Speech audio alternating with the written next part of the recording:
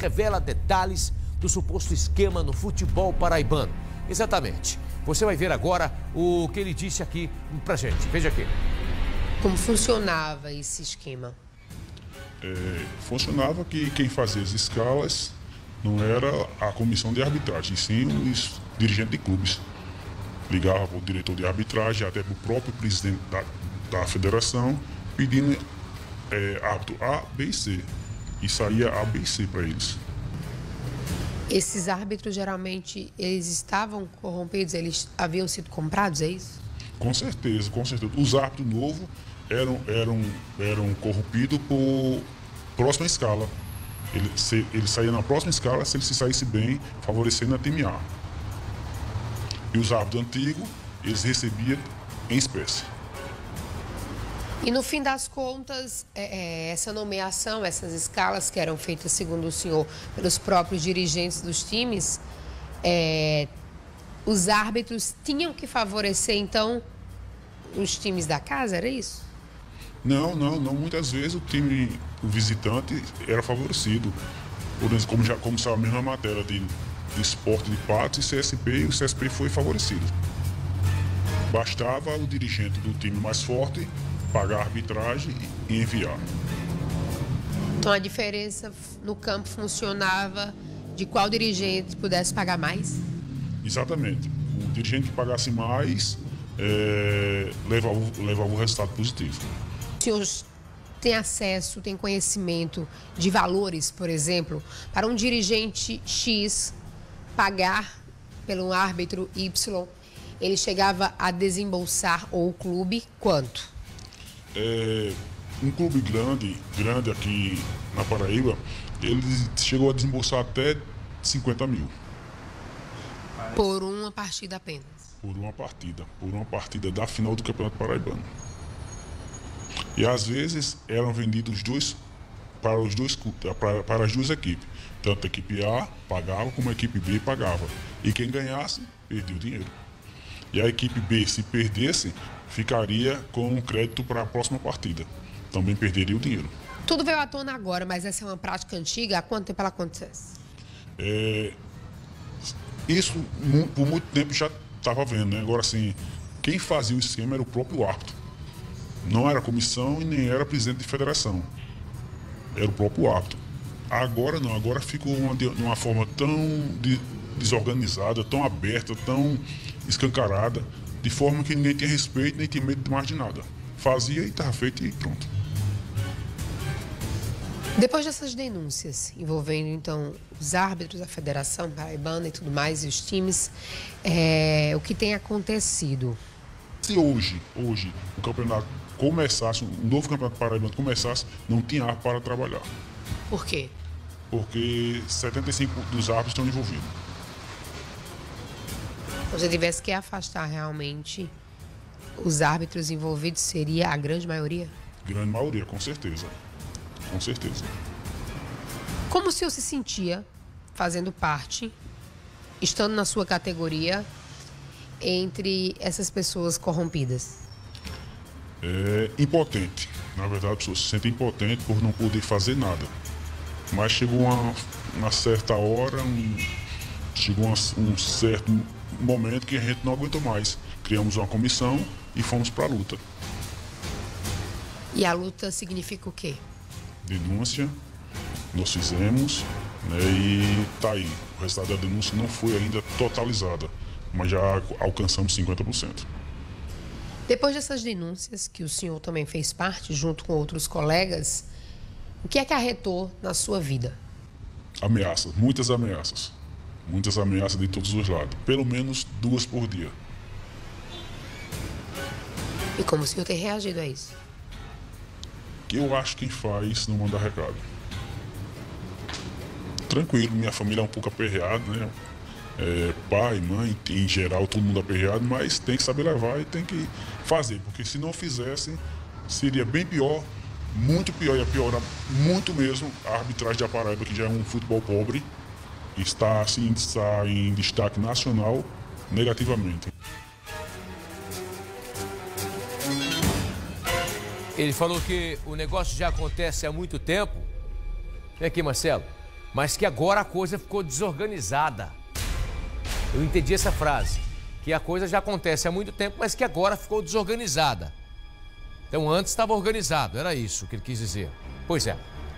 Olha, a gente lembra que todas essas denúncias continuam sob investigação. O repórter Daniel Lustosa fez um balanço de toda a Operação Cartola. E é o que nós vamos ver agora, da informação. Amadeu Rodrigues fez um pronunciamento aqui na Federação Paraibana de Futebol. Ele negou qualquer tipo de envolvimento no esquema e ainda declarou que não foi notificado pela CBF sobre o afastamento dele aqui da federação. Orientado pela defesa, ele apenas leu um texto redigido previamente. No pronunciamento, Amadeu negou qualquer envolvimento com o esquema de corrupção e manipulação de resultados. Nós temos a serenidade de saber que não tomamos qualquer atitude com o intuito de ludibriar instituições e pessoas. Amadeu ainda criticou o vazamento de informações sobre o caso, já que há segredo de justiça. O processo, assim, deixa de ser sigiloso e jurídico, passando a ser midiático, pegando frases, documentos e atos, retirando-os de contexto, seja por desconhecimento ou má-fé, com o simples intuito de forçar uma renúncia de mandato ou a minha retirada à força da presidência. O presidente da federação também comentou a decisão da CBF de que ele está afastado do cargo.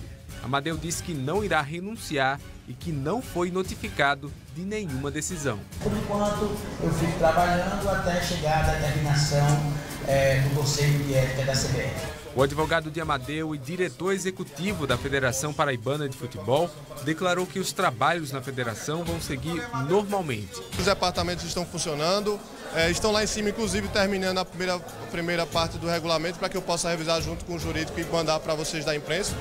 Continua tudo trabalhando normal. Os funcionários chegaram de 1h da tarde, o financeiro está funcionando, o departamento técnico está funcionando, o departamento de registro está funcionando, eu estava aqui, então absoluta tranquilidade com relação a isso.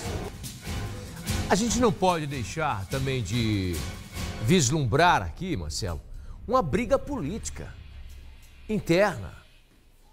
A gente vislumbra, né, que por trás dessas denúncias, é evidente que se há algo de errado, é preciso apurar e punir.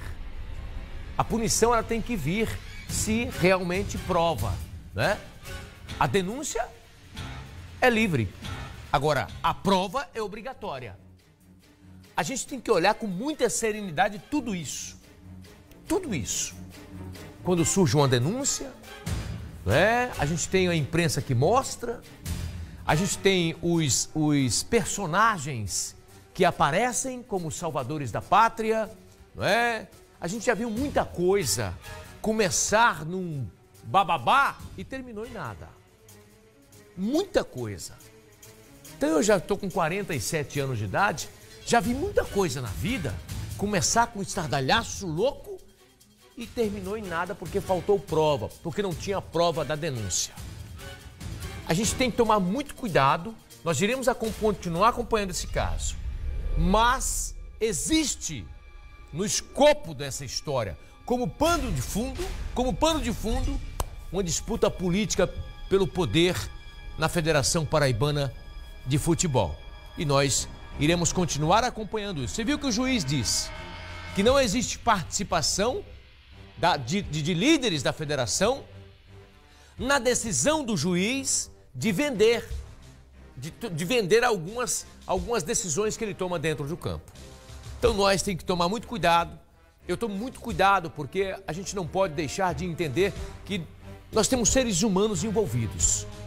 E esses seres humanos têm famílias. É preciso ter, acima de tudo, prudência quando nós vamos criticar alguém, não é? Porque quando termina tudo, quando passa tudo isso, você descobre, em alguns casos, e nós tivemos, por exemplo, o exemplo de um funcionário de uma mega empresa, não é?